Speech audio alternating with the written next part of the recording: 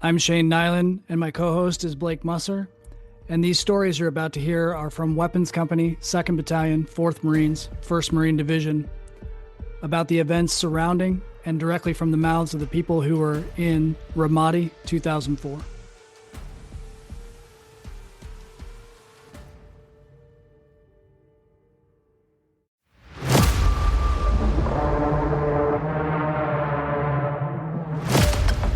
So, first and foremost, if you don't mind, if you can have your name, your rank in 2004, and then just kick right off about where you came from in 2003.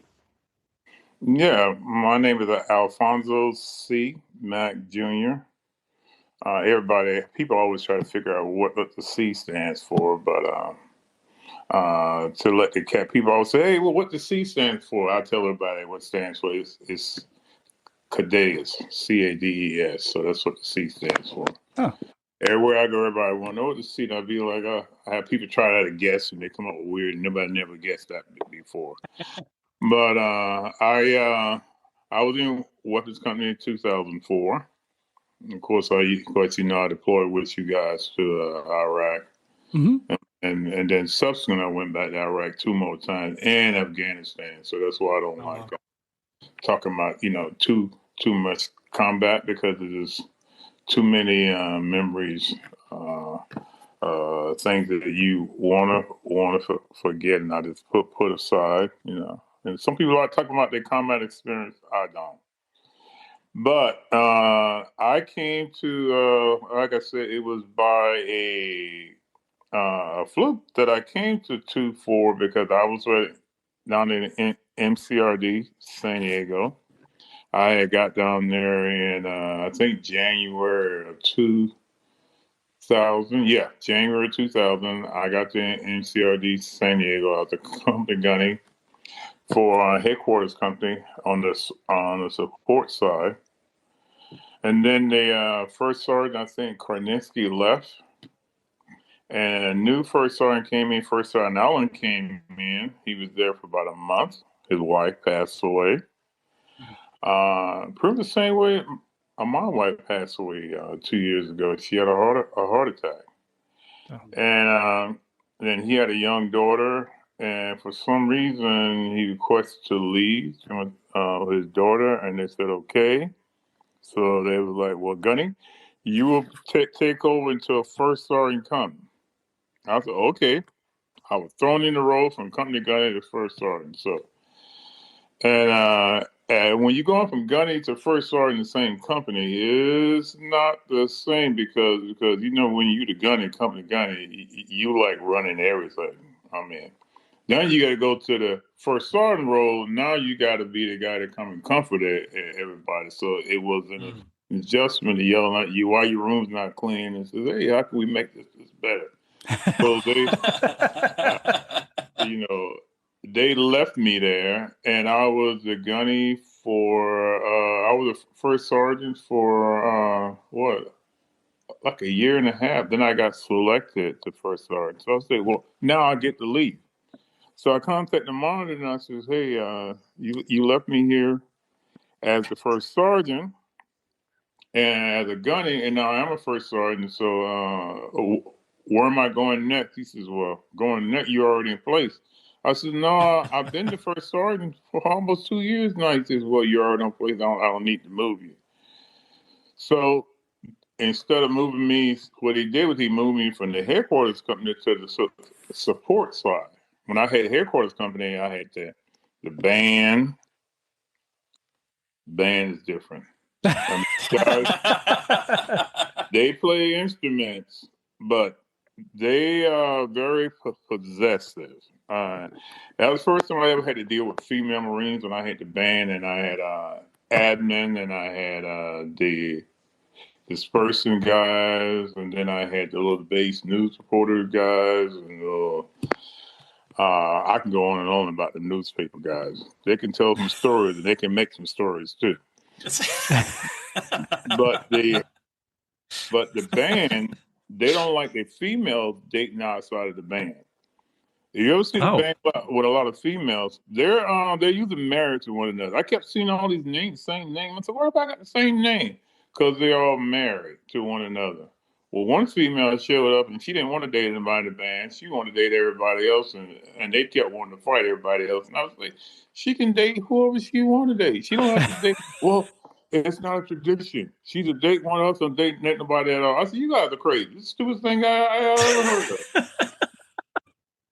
And then I went over to they moved me from headquarters company to support company, and then the MPs, them guys were so bad, I had to take them out of their cars and I put them on bike. I started, and they still got it going right now where the MPs ride bikes down there in MCRD San Diego because they would get drunk, go on duty, slam into the, I only been in MCRD San Diego, but the airfield is right, airport is right there. Yeah, that's where we went. Actually, you were down there when we went through. To that gate, they ran into the gate. I end up on the flight line, falling asleep drunk. And then the cooks, it took me a long time to leave NCRD to actually go back to the chow hall and eat because I found out cooks do. They're some of the freakiest people you ever want to know. Them cooks. They're in that kitchen cooking. Being a grunt, I was not privy to all that other outside stuff that the rest of the Marine Corps do. They talking about the grunts of all this? No, until you seen what the baker, the MP, the band, the mechanics, and all that do. Hey, the grunt is the best place to be.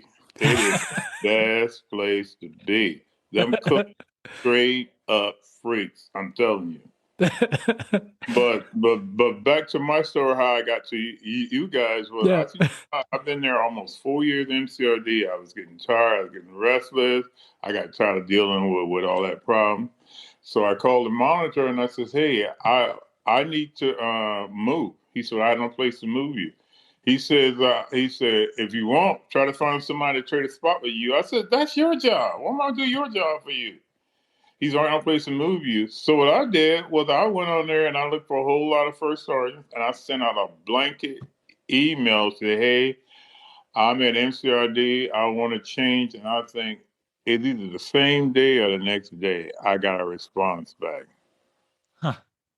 That he wanted to leave. And I said, okay. So I called the monitor and he said, good job. I said, yeah, I did your job for you. So I went to 2-4. I checked in with Sergeant Booker. I was supposed to go to golf company and be with Captain Bronzy. Oh. When I got there, Booker was like, no, with all your weapons company experience, because before I had when I was a staff sergeant, I was a platoon sergeant I started the first cap platoon in 117. They never had a cap platoon before. Really? Section chief for the 81st platoon, and it was like, hey, Captain Schultz, never forget it. He was a Mustang. He says, hey, I want to start a cap platoon. And I like the work you're doing over there, the section leader in 81s. And would you like to start a cap platoon? I said, I don't know what a cap platoon is. It's good. Research it. I need you to debrief me back in a month on how you going to make this happen. I said, well, should you have a lieutenant? He says, no, I want for you to start it first, and then we bring the lieutenant in next. Huh. And so I started the first cap platoon. That's amazing. And my first platoon commander, lieutenant, who's now I think he's a major general or maybe a lieutenant general now, Morris. Oh, okay. Red guy. Yeah. Mm-hmm. And yes, him and I, we were the first one, the cap platoon. And so, and Booker looked at all that. He said, yeah, I want to put you down in 81s. I mean, I put you in weapons company. I said, well, I traded for guard company. I know that I'm going to send somebody else there. So that's how I ended up in weapons company. No kidding. And ironically, what was your original primary MOS? My primary, his name I was an 81 mortarman. Yep. You were an 80. Okay. He's one of you. Yeah, I was an 81 mortarman. I started at Camp Lejeune, North Carolina. I went to Camp Geiger. I was a Geiger Tiger. Yes. Israel before they had the what do they call it now? The SOR, and it's called MCT. I was the Geiger Tiger there, and then from once I graduated graduated school, I went from Jacksonville, North Carolina to Jacksonville, Florida. I was the Marine Barracks security. I was on a nuclear base. Oh. I did that until because I came in a 3-year enlistment. My first enlistment was 3-year enlistment. I didn't even want to join the Marine Corps at all. I had never had any desire to join the Marine Corps. Matter of fact, I didn't know anything about the Marine Corps. My cousin wanted to go down and join the Army. I had a car. He needed someone to drive him to take the test. So I took him down to the Army, and the Army guy, recruiter, he kept bugging me, like, hey, you down here, you might as well take the test. So I said, I told my cousin here, I'm not interested in joining the military at all. I have a job. He's like, nah. So I said, if I take the test, will you leave me alone? He said, yes. So I took the test. I passed the test. My cousin failed the test. So now this Army recruiter starts calling me, and I said, I'm not interested. I'm not interested. I'm not interested. And one day I came home from work. My mom was like, Marines call you? Marines? I said, yeah. They calling me? I said, yeah. He wants to come see you. I said, no. I said, next time he call, get his address, and I'll go see him. So he called. I called him back, and then I went down to see him. I was talking to him. I said, no, I ain't interested. He said, we got a 4 and I think a 5-year. I said, nope, I'm not interested. I'm not interested. And he was like, well, let me talk to my NCRC. And they come back, which I didn't know then what I know now. He said, we got a 3-year plan just for you. 3? He said, you don't have to do 4, you can do 3. I said, 3? I said, 3 sounds interesting. He said, well, we didn't know if you can pass the test and all that. He said, show up tomorrow with some running shoes on and shorts. I never had no running shoes. So I showed up with some basketball sneakers, some Chuck Taylors, right? Yes. And he said, you going to run your nose? And I said, well, these are the running shoes I have. He said, okay, we're going to run down here. We're going to run back. You know where I said, yeah, I'm born and raised here. I know what you're talking about. He said, so I'll meet you back here. Okay, I'm going to see how you do. So I started running. The next thing I know, I kept getting closer to him, right? I was like, okay. So I run up next to him. I said, sorry, so you want me to meet you back there? He was like, yeah. I thought you couldn't run. I was like, well, I can't. So I ran all the way down there and all that. And I'm waiting on him. And he was like, oh, you need to be a Marine. You need to be a Marine. I was like, no, I don't want you. No, you're going to be a Marine. You need to be a Marine. You got that fighting spirit right now. I was like, you know what? If it's 3 years, I'll do it. So that's how I got in. I came in thinking I had a plan until when I got boot camp, found out there was like 4 or 5 other people that had the 3-year plan too. I said, someone's gonna trick me. I was going to say, I love that you started with a recruiter tricking you, and then now you're 20 what years after? Yeah. And then what happened was that I came open. I said, so what am I? He said, oh, you'll get a job once you get in. And didn't know that I could have got a guaranteed job. So I came open. It was like, Mac, infantry. I said, infantry? Yeah, you infantry. Matter of fact, you're going to be 81 mortarman. You big enough to carry them big old tubes around. And that's when the base plate was in 2. You had 2 parts of the base plate. Uh-huh. Yeah. And then it wasn't the 81 at the time. It was the, what you call it, the 120. The 81 thing came later. The 120 was bigger. The base plate was 2 pieces. It took 2 people to carry the base plate. So we was logging that thing. And we had vehicles. We had the old M1 51 Jeeps that we never drove. They followed us.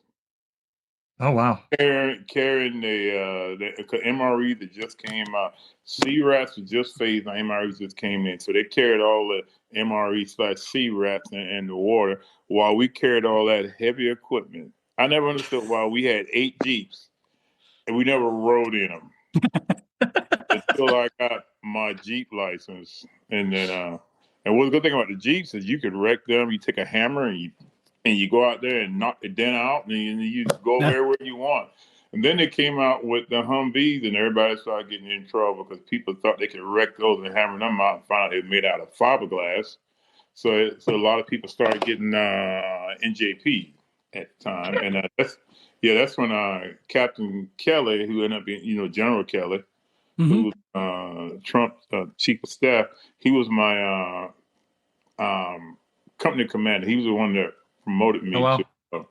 He promoted me to corporal. Wow. Yes. Matter of fact, actually, he started out as the platoon commander.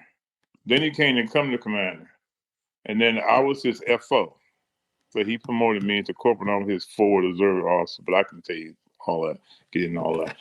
But yes. That's a crazy small Marine Corps, man. That's yes, it is. That's funny. It's amazing. And also with Captain Kelly was when his two boys would come up to the company office. Since I was the FO, I was always in there, figuring out missions and stuff. His kids would come, and then he would have me watch his kids while he was having a meeting. And then when I went back and took over the regiment, his son walks in, who, of course, later was killed in Afghanistan. Yes. Mm-hmm. I saw he was like, "Hey, you remember me?" And I was like, "No, you used to babysit me when you were a young Marine." So my dad, General Kelly, back at the time, he was Captain Kelly. I was like, "What?" It's a small world, yeah. It's a small world. So very small. Yeah, but like I said, that's a part of my story. That's well, and I find it very interesting. We've talked a couple times about the very unique makeup of what, in particular, Weapons Company 2-4, of just this crazy, perfect grouping of Marines that had these very unique backgrounds and skills that allowed us to do what we did in Ramadi. In that it was so new, and so I find it very interesting, your background in this larger story. Like, talk about a perfect person to come in to help out with some of that baseline stuff. Yes, like I said, I had plenty of experience with a mortar. I did everything in a mortar platoon that you could do. I started out as an FO. I ran the FTC when I was in LAVs. It was by LAVs then we became LAR. Yep. I had a gunny, Sterling. And he said, "You know what? I like you." So he taught me stuff that only when I was a corporal on the staff in COs knew. So when I left Camp Lejeune to go to, I was tired of being on the East Coast, and I requested orders. And it's the only thing we got open is there's a new platoon that just started at 29 Palms, California. The LAV. They're gonna be shooting mortars off of a vehicle. And I was like, I don't know where it is, but I want to go. That's how much I hated Camp Lejeune. I can go probably years talking about how much I hated Camp Lejeune. If anybody don't hear from Camp Lejeune that they don't like me because of this, too bad. I hated Camp Lejeune. I never went back. When I saw Camp Lejeune in the back of my head, it's at the back of my head, the last thing they saw of me, I'd never been back to Camp Lejeune. I left there in 1988 and never set foot there again. Never went for school. I had a chance to go there for school, and I said, "Nope, send me any place else." Underline period. Yeah, never been back. Don't even care if you can't Lejeune ever again. Well, anyway, I came to 29 Palms. Didn't know where I was going. I bought a brand new car, brand new Honda. I didn't want to break down. I ended up back at Camp Lejeune. It was a true story. I bought a brand new Honda Accord. I drove all the way from Camp Lejeune to 29 Palms. And I got to 29 Palms in the dark. So I didn't know what I was seeing. Next morning, I got up and I was like, where am I and what is this place? There was nothing there. Nothing there. Then I figured out why they call it 29 palms. It's the 29 palm trees that are downtown, with a little downtown. Well, it's kind of big now, the downtown. But that was it, because there was nothing else there. Yep. I got to LAV. There was a brand new unit. They only had 2 officers there, who was the CO and the three officers, they had no XO, none of the platoon commanders were officers because it was a brand new unit. No officer wanted to go there because they thought it was a career ending. So we all were enlisted. And the gunny, who was the platoon commander, and he also ran the FTC and all that. And I got there and I was like, well, I can do that. And they was like, and all the sergeants, because I was a corporal. But I actually was a sergeant, but I didn't even know it because back then when you got promoted, it took a few months to catch up with you. And so when I left Camp in June, they went to 29 Palm. It actually took 7 months to catch up with me before they knew I was a sergeant. Oh, wow. Yeah, that's the truth. So, but all the sergeants, you don't know that now. That's not your real corporate zone. I can run that flight, boy. I could set up the fire zone and all that. And Gunny Dell was like, well, show me. I started doing this. How you know all that? I said, because I had a gunny. They taught me how to do all this. So I took over as a corporal. I took over running the FDC, which was the senior position in the company in 81, and all the sergeants was on the line, and they hated it. And then when they figured out, and they found out I was a sergeant, and that I was actually senior to all of them, but one of them, they hated that. They hated that. My rank, it took 7 months to catch up with me with all the back pay and all that. But yeah, and so I've always thought that if you're going to do something, and I tell my kids that if you're going to do something, you do it 110%. Right. Because everybody next to you is going to do it 100%. For you to be seen, you got to be 10% better. Or if not, then you do the average. No matter how big you are, like my son played football, I said, hey, remember, you the star. When you get to college, all them other kids, they're stars too. So remember, you just an average Joe. If you don't put 110% in what you do, then you're just going to be that average guy. And if you want to sell it for average, then go ahead. But my whole life, I never wanted to sell it for average. That's why I try to know as much as about Marines as I could. No, that's why I ran around. I talked to everybody, asked a little bit about themselves, and I try to remember something about them. It's funny.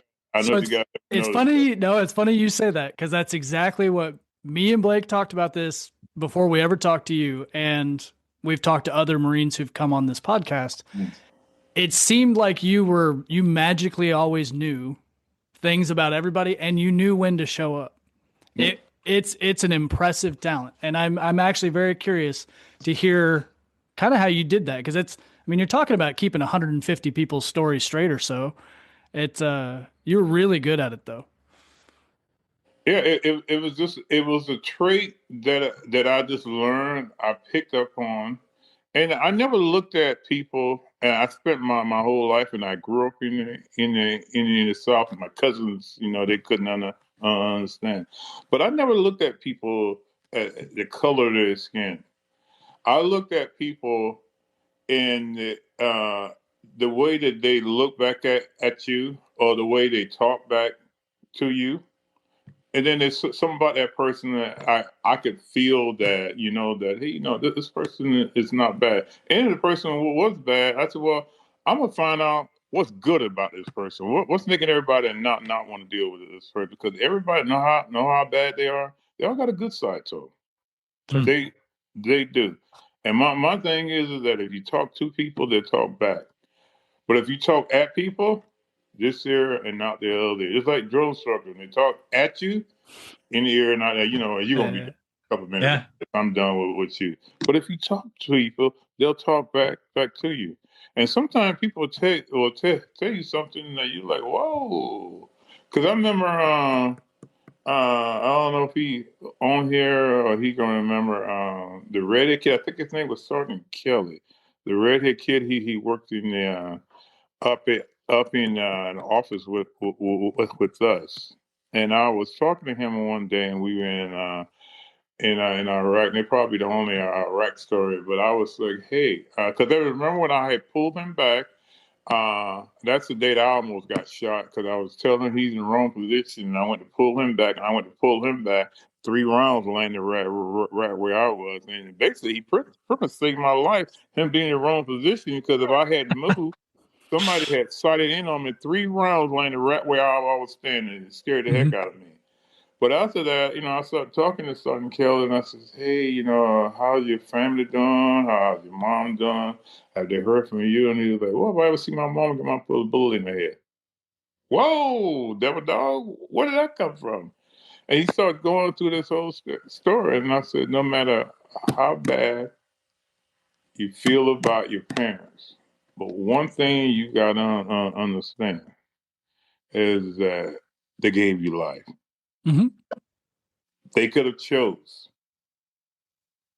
They could have chose not to. So I don't know what your mom did to you, but she still gave you life. And you got kids, and you need to let your kids get to know and make their own decisions too. So I don't know if he ever took my advice, but that always stuck with me. And I always think about that all the time. What would make a kid really want to say they like put a bullet in their parents' head? Oh, anyway, that's my own. That was Kellogg, not Kelly, but Kellogg. Kellogg. Yeah, when you said redheaded, I was like, oh, that was Kellogg. Yeah. I Okay. know his name started with a K. Yeah. Yeah. Kellogg. Yeah. Man, I haven't thought about him in a lot of years either. I haven't talked to him in a lot of years. Yeah. That stuck. That's always stuck with me. That he said that. That just blew me away. I mean, yeah, that's crazy. But anyway, Just more Well, Oh, go ahead, Blake. You're good. Well, I was just going to say that just to kind of press on what Nyland was saying there too, is that I forget exactly when you landed with us prior to coming in, but us jumping over to Iraq, but it was incredible because then Nyland and I left in December. So we were only with you for, not maybe a little bit over a year, but your ability to make sure everybody felt seen was out of this world. And it's very interesting to hear how you went about that process. Did you feel like that was an easy process when you first got to us to get infiltrated into all of us? I got to you guys 3 months before we deployed. Mm-hmm. Oh, wow. I got that 3 months before you guys deployed. But I knew that I had to work because it was to get to know everybody and to make everybody feel, because I know where we was going and what we was going into. But I had to make sure that everybody was comfortable, that everybody felt safe. But the one thing that I did that has haunted me to this day, and that is when we had the family meeting, and all the family day before we left. And I stood there and I told everybody, all the family, the mom, the dad, the wives, the kids, that we're gonna bring everybody back. I promise. And that was a lie. And so I said I would never do that again. And it was a lie. So, but you make mistakes, and I think that was you asked me what the biggest mistake I ever made in the Marine Corps. That was my biggest mistake. That's what I think was my biggest mistake, because I made a promise that we bring everybody back, and you can't make a promise like that. Just in my current position, I hear those stories a lot. A doctor will go in and tell somebody the same thing. Oh, we'll take care of your mom. She's going to be okay. And then things happen, right? There's no way you could have known, right? That's even knowing what we were doing. There's no way you could have known it was going to be the way it was. So it's unfortunate, but it's, I don't know that that's necessarily your mistake. But I learned from that, because I told you I went back 2 more times to Iraq, and then I went to Afghanistan. So, but I always made sure that I never stood there and said that. That's good. I always said that I will support your Marine and your sailor the best of my ability. But I never stood there and said I'm gonna bring everybody back because I learned you're not gonna do it.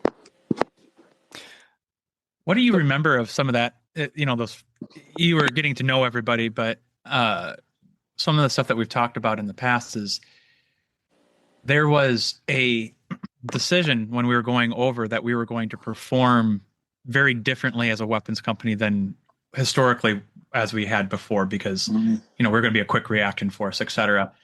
Because we couldn't get fire cap. And so, can you what do you remember of some of those early conversations and whatnot of like how we were preparing ourselves and what you were hearing even of what we were going to have to do? Well, at first they thought when he first went in, they thought that we actually could be able to shoot the 81 mortars and all that, and then they figured out, well, there's no way that we were going to be able to do that. The mission for you guys, like the 51s and all that, you guys were the 31s going to be fine. It's the 81s were going to sit and have anything to do. So they came up, well, why don't we just change the whole concept? And which that 2-4 was the first one to started that. Yes. Oh yeah. No, yeah. And so like I said, I've been privileged to be a part of a lot of firsts. First, I started first cap platoon in 117. Ended up with the first mobile assault company with 2-4. So I'm honored and privileged, to have had a chance to actually work with some strong war fighters.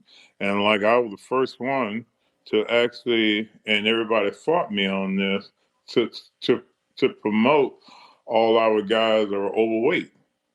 I'm like, you got guys over here that get shot at every day, putting their life on the line. So you want me to walk in there and say, hey, you can't get promoted because you are overweight? I'm not going to do it. If you want to take the rank back, once we get back to Camp Johnson, you can do it. But I'm promoting every last one of those Marines. If they're over here fighting, they're getting promoted. And that's why all those guys that were over there were overweight, they all got promoted, because there's no way I was going to tell you, you know what, we want you to go out there and get a chance to use down there, but I don't want you to wear another rank. Nope. I promoted every last one of them. I certainly did. That's crazy. I didn't even think about. I wouldn't even think. Well, number one, I was skinny as hell, but I never would have thought about having to enforce the standards so strictly that if you can do the job, that you wouldn't be able to be promoted. That's interesting that you even had to deal with that. Was there any other restrictions that things you had to push back on like that?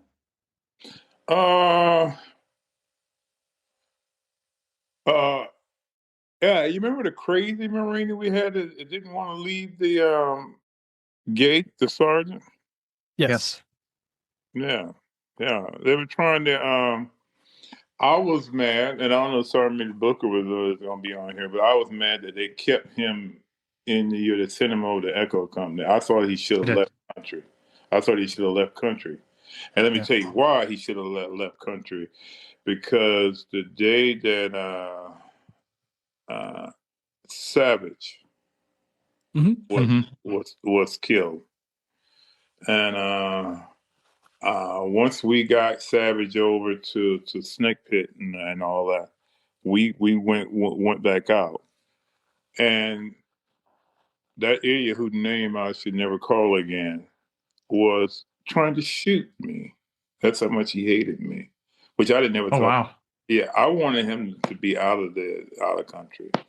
And for some reason, they thought better sending him over the Echo Company and they were putting me in there was the best thing to do. I'm walking along. We're trying to get everybody all set up. And then you get that aha feeling. And I look. And he was aiming right at me. And I was like, are you trying to shoot me? No. Yes, you were. If you're going to do it, do it. I'll give you one chance for one shot, and that's all you're going to get. It's one chance. Jesus. So if you're going to do it, do it. And I just started losing my mind. I said, I can't believe that you still here. I can't believe you still here. Yes. Yeah. But that was one of the moments that I thought I really wanted him gone. I really wanted him out. I thought he was bad. He was bad, and he went over to the Echo Company. He was worse than when he was with us. Yep. And the fool actually was striking in on me, and I told him to go ahead and do it. If you're gonna do it, do it. You get one shot, and that's it. And then when he freaking threw, I went on and snatched the weapon out of his hand. I was going to hit him with it, but somebody grabbed me. But yeah. That's yeah. He was actually in my platoon. Yeah. He was in Sledgehammer. I refuse to ever use the name again. I refuse. Yeah. No, I know who I know who you're talking about. Yeah. And we try to refrain from saying too many bad things about individual people, but yeah. Yep. No. I'll say it for you. Yeah. No, he was something else. He refused to. Well, he malingered the entire time too. I mean, he just refused to. Everything. Yeah. Yeah. Yeah. It was bad news. On the flip side of that, do you remember anybody who kind of impressed you while we were around? I mean, you don't even have to get into specific stories, but anybody that kind of stood out to you, even on the officer side or your fellow staff NCOs? Yeah, I thought the two fellow staff NCOs that really did a good job was Cook, and then he disarmed it, and Gunny from Machine Gun. From Map 3? Yeah. Gunny Crutcher? Crutcher. Mm-hmm. Both of them end up being Sergeant Majors too. Yep. Coleman was wild.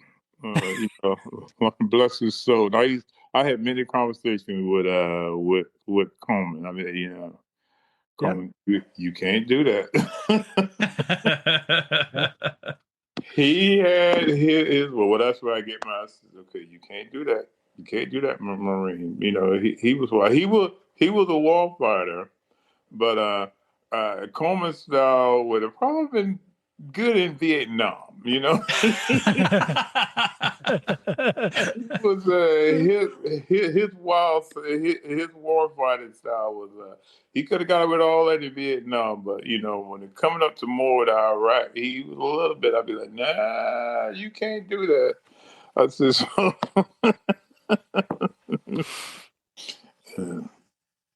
yeah, he was my platoon sergeant. He was fantastic and absolutely led from the front as far as that goes. But even junior to him, because I was his sergeant, there's plenty of times I had to be like, Staff Sergeant, I don't think we could do that. And I had plenty. Yeah, plenty of conversations that you guys didn't know about. Plenty of conversations. No. Let me tell you why you can't do that. But one of the officers actually got us into a firefight we shouldn't have gotten into. That's the day we lost Savage. We went to drop off the generators, right? And so we had dropped the generator off. We was going back, and I'm not going to call the officer's name. And he was like, well, why don't we go through the Sophia area? And I remember I told the CO, I was like, no, I don't think we should do that. He said, oh, it'd be okay. I said, no, we don't have enough vehicles here. He said, we'll just roll through there. And I'm like, no, I don't think we should go. He said, come on, First Sergeant, let's go.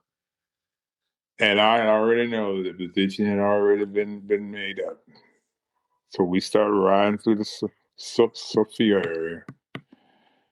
And I could feel my butt cheek just clenching because I just knew it. And I told Trio, I said, hey, keep an eye out. All right. And all of a sudden, we heard boom. It got black. And then I remember I was started checking myself.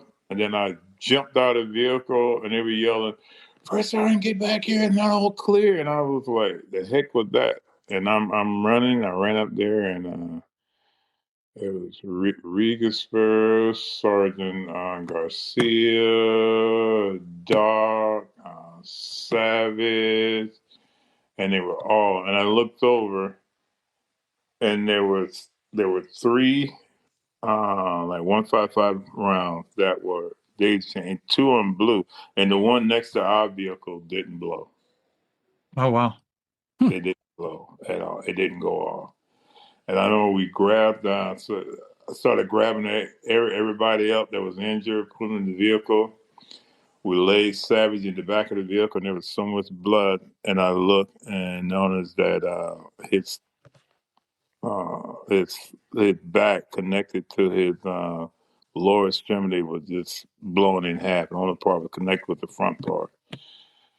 And I remember I kept calling by his first name. Jeremiah said, you're going to make this, Jeremiah, you're going to make this hang in. But I could see he was turning white as pale. And the air was just leaving his body. And I kept trying to talk to him. I was yelling at Trujillo to drive. And in the back of the vehicle, we had that Kevlar. Remember that Kevlar laid in the back? Yeah. I was sliding on that from all the blood that was trying to hold. I don't know how my toes gripped that vehicle from the inside, trying to fall in. Regisburg, got blood coming to the face. Sergeant Garcia. Doc was hurting. It was, was it Fernandez, I think, was hurt. He couldn't hear. Fernandez, yeah. Yeah. He couldn't hear. And then we got over to Snake Pit and took Savage in, and I was talking to him, and the next thing I know, they put him out a life support, but I knew he was gone. I knew he was gone. But I myself, I thought maybe I should have fought harder. I said, no, we are not going. It is not safe. It is not safe. It's not safe. And, you get old, you start looking at things that you should have done, things that I thought maybe I should have stood up more and demanded more. We're not going through there. But yeah, because I myself didn't think that we had enough firepower to go in there. I really didn't. I thought we were just supposed to go and drop off them generators and go back, and everything went smooth with the generators. And next thing I know, that there we were. I mean, that's that old saying, right? The enemy gets a vote, and unfortunately, and that I think we all have at least one or two of those moments where you're like, I wish I would have said something, and we've recounted one from almost everybody, I think. Yeah. God knows I have mine. I saw Worth got hit with the vehicle, the bicycle, man. Our second time around when I saw it, I didn't say something the first time, didn't say it the second time like I wanted to, and pop. Mm-hmm. It's a hard. I remember when I came up and we took Worth to the hospital, and I remember I forgot which doctor wanted to pull it out of his eye, and I was like, "No, you can't pull that out." Yeah. And he was just talking. I said, "It's got to stay in." And when we got him over to medical, it was a good thing you didn't pull that out. You would have did all kind of damage. I said, "Well, I knew that," but the coroner kept wanting to pull it out. But he didn't know he was doing his medical. No. What he thought he knew. But I knew that he shouldn't have pulled. We wasn't going to pull that out. There was no way. No, although Worth lost his eye, I mean, that was also a lucky hit too, because that could have that really should have killed him. Yeah, but absolutely. Somehow it didn't. Whoever thought you put an IED in a bicycle frame? Right. Yeah. It's crazy. Yep. Anyway. No, those are heavy loads. It's always easy to quarterback it afterwards, and but do appreciate all of your you being out there. You definitely helped create a lot of calm, and there's been a couple stories about it didn't problems didn't exist for very long once you knew that there was some friction. Especially when there was friction when it had to deal with people having unreasonable expectations of combat Marines and in non-combat areas, i.e., going to chow halls while dirty after a firefight. And, I know you went to bat for us several times. I certainly. Oh yes. I always did. I was like, if you go mess with a Marine, you mess with me first. Leave my Marines alone. I've always believed in that. If you're gonna mess with anybody, come to me. Leave my Marines alone. And we definitely felt that. And if not, you're gonna have a problem. Those are my Marines. I'm the one that swore to protect them, and I went to bat quite a few times, and I had no problem going toe to toe with anybody. I'm actually very curious. So you had at least a handful of very big personalities you were sleeping right next to in that company office. I mean, between Gunny Merarkey and Captain Weiler and the XO and Staff Sergeant Rapazzo, I'm interested. Did you feel like you had a good relationship in that hooch? That had to been had to have been tight quarters. Rapazzo had a problem with his boots. I served with Rapazzo twice. I wasn't looking for you to shit talk anybody. I was just interested. Rapazzo was once my Lance Corporal. Rapazzo. I had no idea. Oh, really? And this entertains me very deeply because he was a sergeant in my platoon. No, I had no idea. Rapazzo. Yeah, I had Rapazzo back when first Cat Platoon. 117. He was Lance Corporal Rapazzo. And he was a problem. He was a problem child. Right. And so when I left 17, and he's one of the Marines, and like, there's no way this Marine he's gonna be in. And he just didn't meet the standards, and so he always knew. So he was always non-rec for NCO. So I don't know what happened. I go and I come back and I show up in 2-4, and there's stats on Rapazzo. I was like, "You still in?" I was shocked, but Rapazzo would not take his boots off at all. And to the point that I don't know if you guys knew, we ordered him a set of boots because I was afraid that his feet were going to be jungle rock. It said that his feet smelled through his boots, so we got him another set of boots. That's a very Rapazzo story, actually. Yeah. That's hilarious. They used to call him when he was in 17. They called him Joey Buttafuoco. So you could look up Joey Buttafuoco. I remember Joey Buttafuoco. Yeah, that's what the Marines called him in 117. Joey Buttafuoco. I was like, what? Yes, but Rapazzo. Yeah, I had more history with Rapazzo than anybody else in that company because, like I said, he was once my Lance Corporal. Well, so now, to be honest, you're putting some pieces together because he was a really good machine gunner and he understood the CAT concept really well. And now I know why, because you guys invented it. He was there when you invented it. So that's actually really interesting to me. Yeah, we used to have, when I was in 117, I used to have them because we're gonna do this. You're gonna know that weapon system inside out. So I used to make them blindfold, and we would do drills every day, breaking the guns off. And then not only did they did it, I did it too, and I could beat most of them. And I was a mortarman. Yeah. They didn't know I was secretly practicing on the side. Well, yeah, that's how it works. But they could never understand why the stats so I was always beating them. But yeah, and the toe, and I used to make the the toe system wasn't supposed to be man packed. But we gonna run this captain. I used to make them haul that whole toe system. So nobody humps the toe. Well, you are now, and so all the toes and all they all carry.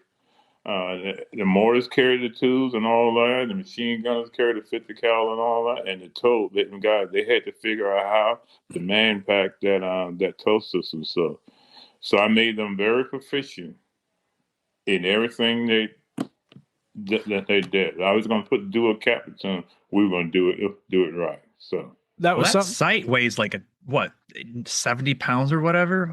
Yeah, and then you got the whole missile guidance set is 65 pounds. Yeah, and oh Jesus, I had to man pack that.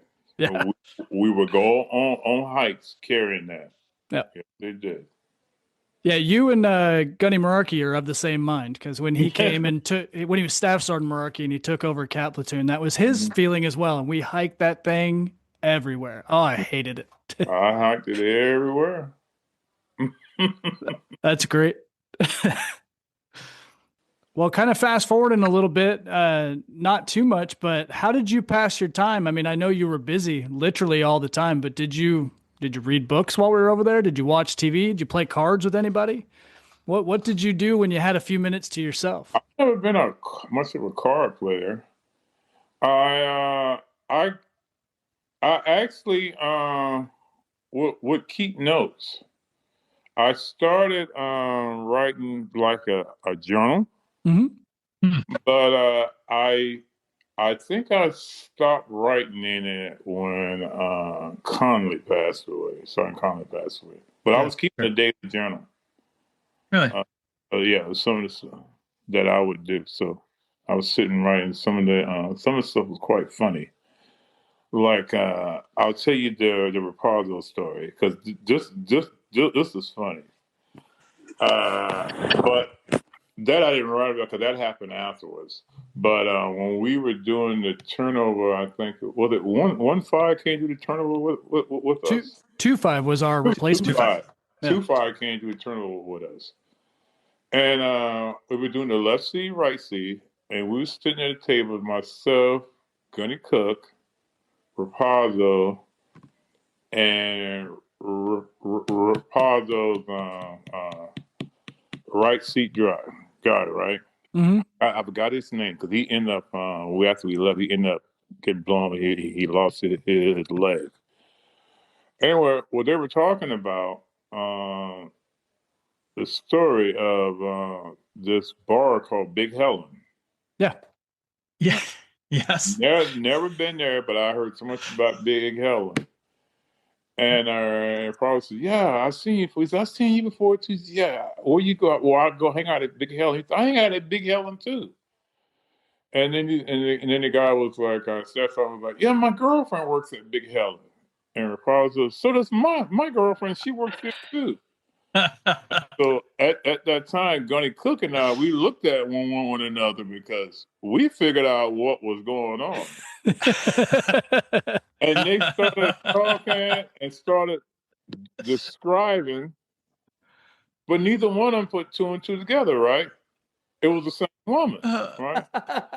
And so they was like, "Hey, wait a minute, I got a picture." So they both get up from the table, you go get a picture, right?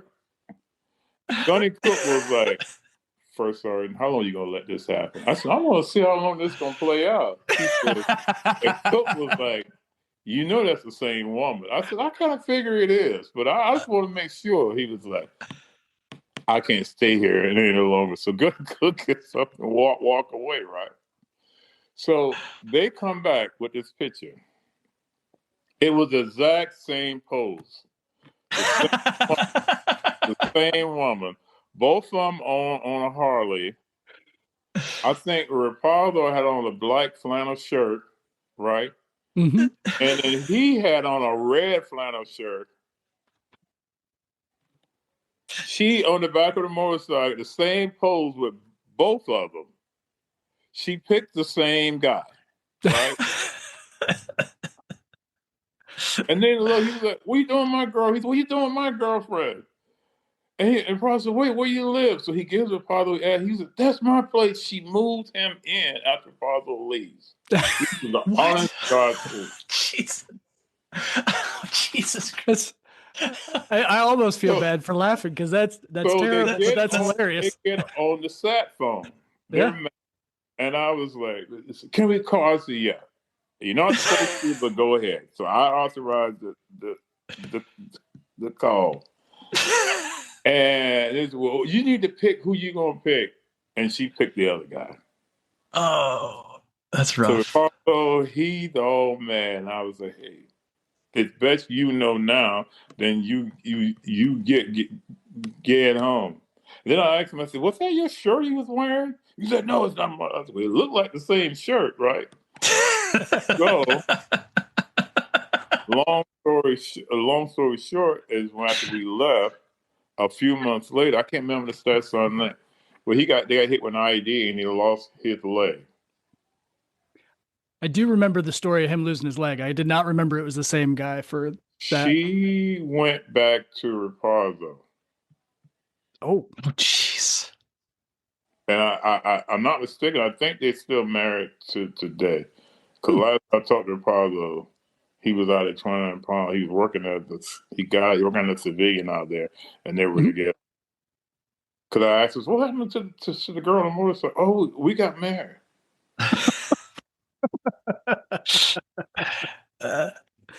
I don't know if she went back to Paldo because he lost his leg or because he had two legs now. I don't know, but yes, that's a true story. Yes. I don't know if you could top that story. Sorry, Major. That's that one's pretty good. Yes. Well, who would think the guy that you doing the left seat, right seat with is actually the guy doing the left seat, right seat with your girlfriend?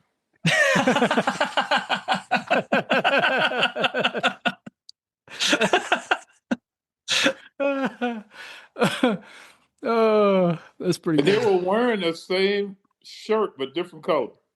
She had the same pose on the back of a Harley. That's pretty good. Same pose. Do you still? You said you talked to Rapazzo not too long ago, and he was at the reunion. So you probably saw him at that point. Do you keep up with anybody else from 2004? No. McLeod used to call me, and then I started hearing from him, and then I found out that he had committed suicide. That shocked me. No, he did not commit suicide. Oh, somebody told me he did. No, I was friends with him at the time. We actually lived really close to one another. We'd hang out. He was having trouble with the VA. He had back problems, and he was getting drugs from the street to help out with his back problems. And he went home for a stretch and ran out of his supply from living in like the DC area. And he got something back home it was too much. And so it was a drug overdose. Yeah. But it was because he got basically hot shotted because he didn't know, because it was a different supplier. And so that was not suicide. That was medical. That was more of a medical issue than. Yeah, he would always call me. He would call me in the middle of the night, and we would just talk and talk and talk. And then I stopped hearing from him. And I said, "What happened to McLeod?" And then his number was changed to disconnected stuff, and then I couldn't find out. And then I finally was able to contact somebody. I forgot who it was. Was it Trujillo? It might have was Trujillo who told me what happened to him. They were close. Yeah. That makes sense. Yeah, I used to keep in contact with Trujillo all the time too. You know, because he was my driver. I called Trujillo my protector. You know, so. That's good. Far as I know, he's doing well. I think he was talking about getting into politics, and then he said no, Yeah, and then yeah, he was running for office at one time. So. yeah, yeah. That's good. Keep in touch with anybody else, like any like Captain Weiler or well now General Weiler or Yeah, I do. yeah. He's over in Europe right now. He told me that he's hoping coming back to Camp Lejeune. I told him that'd be the only reason I go back to Camp Lejeune was to come visit him. That's nice. That's You'll the only reason why I go back to Camp Lejeune. Yeah, but yeah, I'd say yeah, him and I we stay in contact. That's good. That's good to hear. Yeah, he was the assistant CG for the division before he left. Yeah. Yeah. Yeah, I don't know what role he'll be taking in Camp Lejeune, but it sounded like he was very involved in the European command and that's good. It's good they're keeping him busy and it sounds like he's going to be in for another few years, so. Yeah. So what about you? You married? You got kids or what? Me? Yeah. We did talk about this on the phone. I try not to make these too much about myself, but yeah, I am married. Have been married to the same woman that I was married to back then. We've been married 27 years this year, and I've got two boys. One teenager, one almost teenager. Okay. Yeah, doing pretty good. No complaints. Well, both of you guys look good. It's good seeing your face and all. It's always good to see people. I've been in so many different units, and it's always good to talk to Marines and find out what's going on with them and all that. And I'm glad you guys wanted to talk to me because, like I said, I'm an old guy. I'm just trucking along, so. Well, actually, I'm actually really curious. How old are you, Sergeant Major? I'm 65 now. Okay. Well, so yeah, so you were very senior. You were probably I was in my 40s, yeah. As I say, you might have been the oldest person in the company in 2004. Then you were in your 40s. Yeah, yes, I was. Remember, I had already been in the Marine Corps almost 20 years before I came to you guys. So, but yeah. Man, well that's also you did not look in your 40s, and because I'm in my 40s now, I don't think I looked as good as you did in your 40s. So that's good. You aged well. Yeah. I still work out 5 days a week. So yeah, so we all had rumors about. We were curious about. We thought we had rumors that you were on the Marine Corps weightlifting team. We had all kind of stuff. How you got so big? Because you're the biggest human being I think any of us had ever seen. No, I'll tell you a story how I started lifting weight. I used to be a runner when I was in the Marines. I used to be like real fast. Remember I told you that's how the recruiter liked me because I could run in them Chuck Taylors. So I used to like run. And then when I went on recruiting duty in Hollywood, I was up at Santa Monica College doing a career day. And this young girl walked up to me and she was like, you know what? You got a big head and a small body. Because I was real, because I was a runner. Sure. I'm like, what? Yeah, you got a big head. Your head don't fit your body. Then everything I know, everybody's laughing. I was like, you know what? This is the last time somebody going to embarrass me. So I went, this is a true story. I went and got me a muscle fitness magazine, right? And I started reading up on it. It had Lee Haney and Dorian Yates and all them old bodybuilders in there. So I said, I'm gonna do let them go. I'm gonna follow them. So I started following Dorian Yates' diet. I started eating all those eggs and apples and all that, and the sweet potatoes and the broccoli and the steak and the chicken breast. And I think I ate like 24 boiled eggs within like a 4 hour period and all that. And Jesus. so I almost had food poisoning. I was laying on the floor in my apartment, I remember, because I was a recruiter. My buddy came over. He was like, "Matt, what's wrong with you?" I said, "I think I ate too much." He says, "What?" I said, "I've been following that diet." He was like, "You stupid fool. You know them guys on steroids, they don't eat that. That's just for the magazine."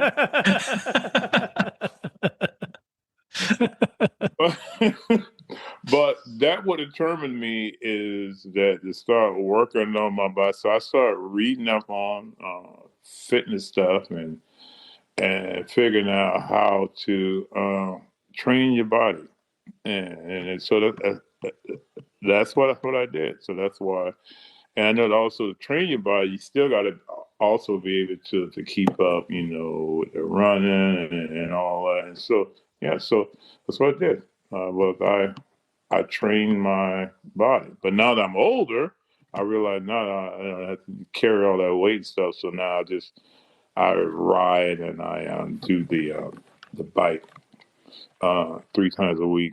But when my wife passed away 2 years ago, Tuesday was a 2 year mark. Oh, I fell off the wagon. I had gained so much weight because I lost all my energy because I lost I lost my wife. She was my best friend. And I realized, you know what? I need to pick myself up, clean myself, because she'd have been on me like, "What are you doing?"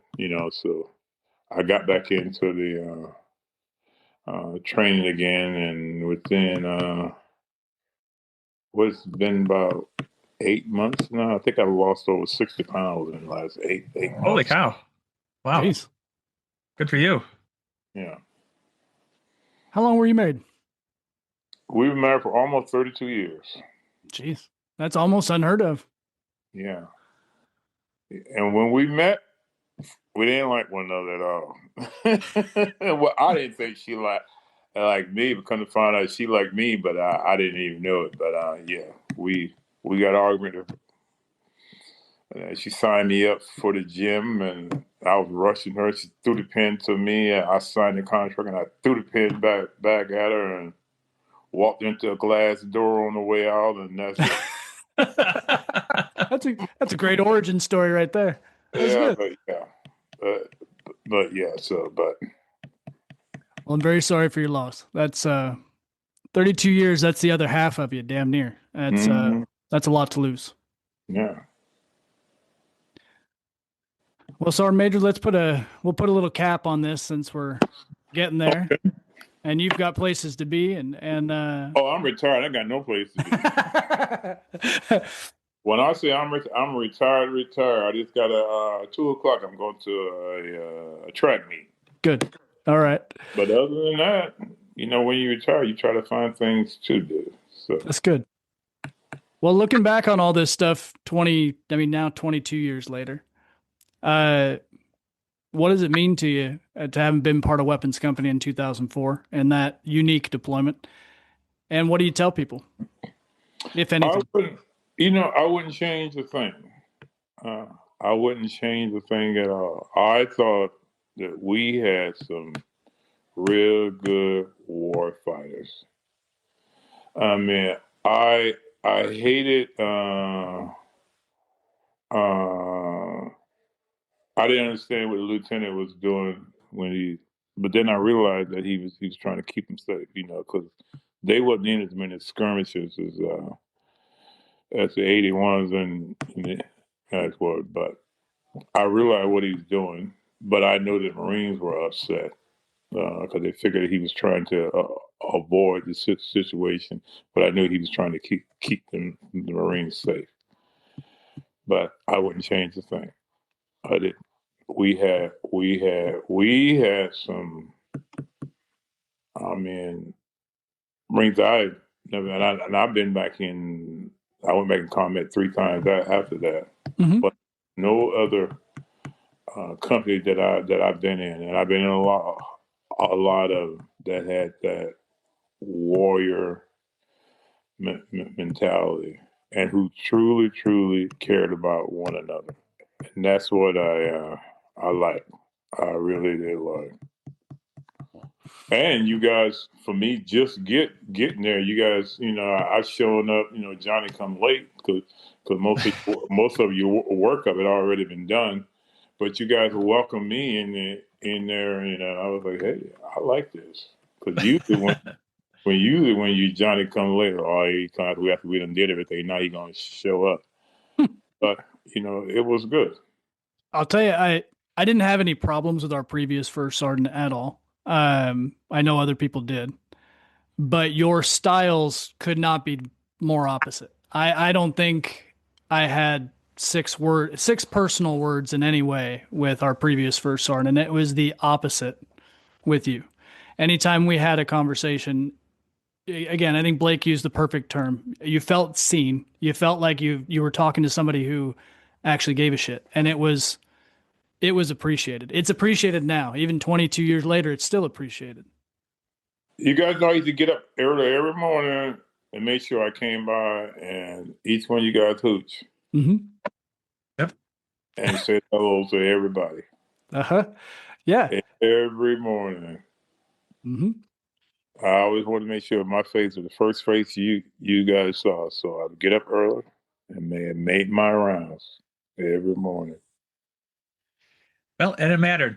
It one of the reasons why I believe we were able to be as efficient and professional over there was we had an amazing support from higher, and knowing there was someone like you, specifically you, we knew that you were going to help us and move heaven and earth to make sure that we were able to do what we needed to do. And it allowed us to not have our heads not in the game, so to speak, when we got outside the wire. So, and I think I did 81's a great justice when I got rid of the gunny that was in charge of 81 before we left. I didn't touch on that, but I'll say it. I will. Yes, he and I did not. He did not appreciate me, and I did not appreciate him. And so when that transition happened, I was exceptionally happy. And so I was like, no way, because of my experience, me being a mortarman, I had every job. In the mortar platoon, I had every job in mortar platoon. I was even platoon commander one time in the mortar platoon. I had every job in the 81 platoon. I can honestly say that. Yep. And I knew there was no way that he was going to lead that platoon into combat. So that's when I said, hey, he's got to go. He's got to go. And so that's when he was taken over to the. I thought he was going to lead the battalion altogether, but it made him the camera guy. Mm-hmm. But it was good with me. He was no longer in my company. So, but I'll just put that out there. I appreciate you. That's all me. Yeah.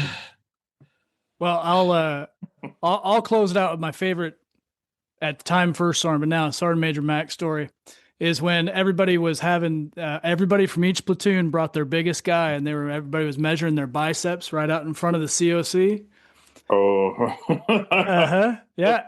And I think it was I can't remember who had the biggest, if it was Williams or Miranda, but one of the two were pretty good sized biceps and then all of a sudden out of the hooch comes the shadow of First Sergeant Mack, comes up, flexes the guns, and you were 3 or 4 inches bigger in diameter than anybody else. And the crowd went wild. Everybody was dying, just laughing and cheering. That was easily one of my favorite memories. You heard us being stupid, and instead of telling us to shut up, you came out and joined us. It was great.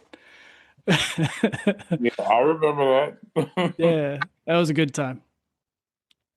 Well, Sergeant Major, thank you so much for joining us for this and allowing us to record your story. I think this is pivotal. I don't think anybody knows any of this stuff for sure. I know I didn't until now, and the Marines are gonna love it. They're gonna appreciate hearing from you. All right, well, so here goes that old guy, that old crazy guy again. But anyway, it was fun catching up with you guys. Very much. And the beard looks good on you, Muscle. I haven't. I tried it. It's too bad. It works for me. Yeah. I really appreciate your time, Sergeant Major. All right. Well, you guys take care. I want you guys to know I haven't looked at none of your podcasts. Okay. Because I wanted to come into it blind. Nice. I didn't want to have a cheat sheet or anything. My daughter was like, Dad, maybe you should see what it's all about. I said, no. I like to go into it blind. I don't want to. I don't even know what's coming around the corner. They throw a curveball at me, and I have to be ready to catch it. But so, I love it. Well, on that note, if you do end up listening to some and start and have something that you want to say, please let us know. I mean, this does not have to be a one time thing. So if there's stories and notes, I know Rapardo is going to get mad at me, but. That's all right. But tell them that story. Sorry, Rapardo, but it had to be told. Awesome. All right, Sergeant Major. Have a good day. We'll talk to you soon. If you like what you heard, make sure you subscribe for future episodes on your favorite podcast service.